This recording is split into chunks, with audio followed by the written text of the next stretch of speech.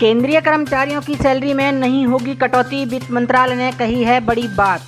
वित्त मंत्रालय ने कहा है कि केंद्रीय कर्मचारियों की सैलरी में किसी तरह की कटौती नहीं की जा रही है, उन्हें पूरा वेतन दिया जाएगा। इसे लेकर जो भी खबरें फैलाई जा रही हैं वो सरासर झूठी और निराधार हैं।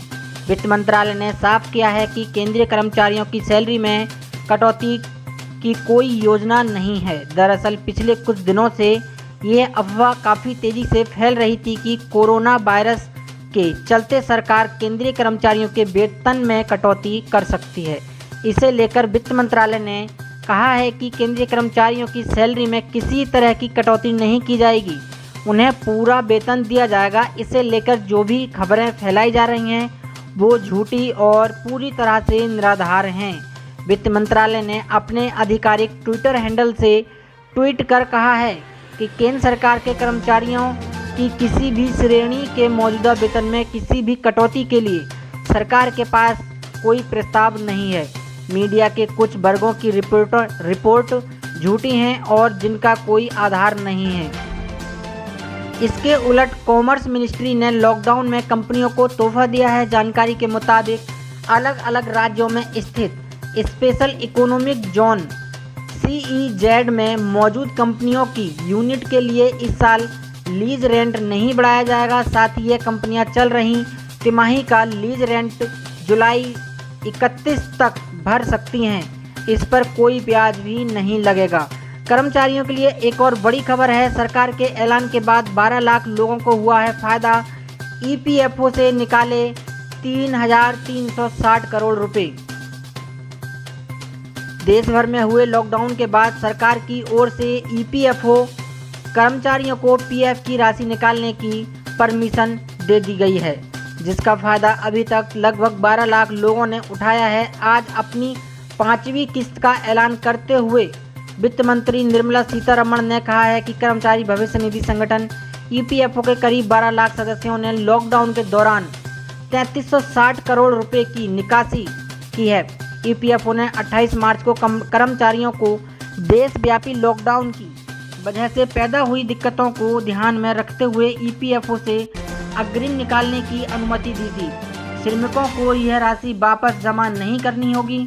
कोरोना वायरस महामारी की वजह से देश में 25 मार्च से लॉकडाउन लागू है, जिसके कारण कई लोगों को काम धंधा बंद हो गया है। सीतारमण ने रविवार को आर्थिक पैकेज की 5वीं किस्त की घोषणा करते हुए कहा कि पिछले महीने में EPFO के 12 लाख सदस्यों ने 3360 करोड़ रुपए निकाले हैं। केंद्रीय श्रम एवं रोजगार मंत्रालय के तहत आने वाले कर्मचारी भविष्य निधि संगठन ने प्रधानमंत्री गरीब कल्याण योजना PMGKY के तहत 12 लाख दावों का निपटान किया है।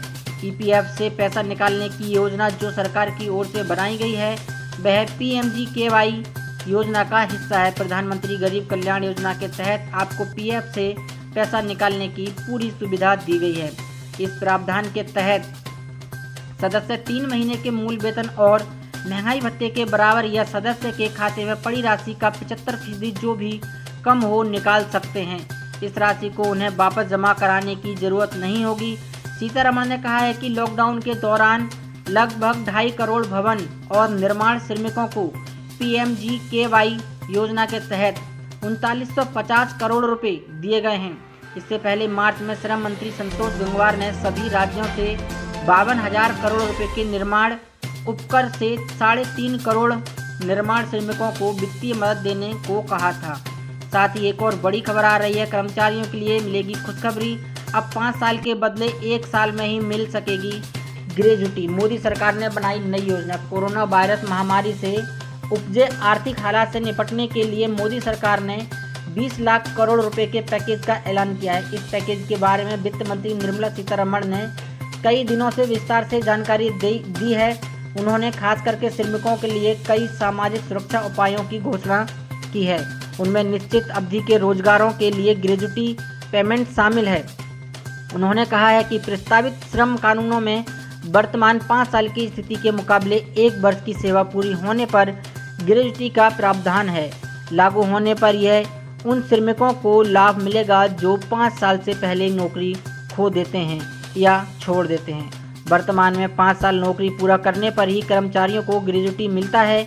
5 साल पहले नौकरी छोड़ने पर ही ये नौकरी से निकाले जाने पर यह राशि नहीं मिलती है। ग्रेजुटी का नियम है कि 5 साल की सेवा से पहले ही कर्मचारी की मृत्यु हो जाती है तो कंपनी को उस कर्मचारी के परिवार को ग्रेजुटी की राशि देनी होती है।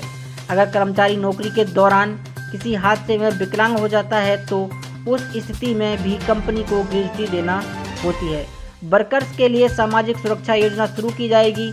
सेवानिवृत्ति कर्मचारियों के लिए एक री स्किलिंग फंड शुरू किया जाएगा। वहीं वित्त मंत्री ने कहा है कि सभी व्यवसाय महिलाओं के लिए खोले जाएंगे और रात में सुरक्षा उपायों के साथ काम करने की अनुमति दी जाएगी। असंगठित श्रमिकों के लिए सामाजिक सुरक्षा फंड का प्रावधान होगा। साथ ही असंगठित श्रमिकों समेत सभी श्रमिकों को न्यूनतम मजदूरी के अधिकार और समय पर भुगतान किया जाएगा। वर्तमान में न्यूनतम मजदूरी नियम केवल 30% श्रमिकों पर लागू है। राष्ट्रीय स्तर पर मजदूरी के लिए कानून बनेगा। इससे न्यूनतम मजदूरी में क्षेत्रीय असमानता कम होगी। न्यूनतम मजदूरी के निर्धारण को सरल बनाया जाएगा। सभी श्रमिकों को औपचारिकता को बढ़ावा देने के लिए नियुक्ति पत्र प्रदान किए जाएंगे। कर्मचारियों की सालाना स्वास्थ्य जांच होगी तथा अंतर्राज्य प्रवासी श्रमिक की परिभाषा को कंपनियों द्वारा नियोजित प्रवासी श्रमिकों को शामिल करने के लिए संशोधित किया जाएगा। श्रमिक सीधे अपने स्वयं के राज्य में आ रहे हैं। इसके अलावा प्रवासी श्रमिक एक ठेकेदार के माध्यम से कार्यरत हैं। ESIC कवरेज का विस्तार सभी जिलों में पैन इंडिया और 10 या उससे अधिक कर्मचारियों को नियुक्त करने वाले सभी प्रतिष्ठानों को किया जाएगा। ऐसी बड़ी खबरों को देखने के लिए हमारे चैनल को सब्सक्राइब करें और वीडियो को लाइक शेयर जरूर करें।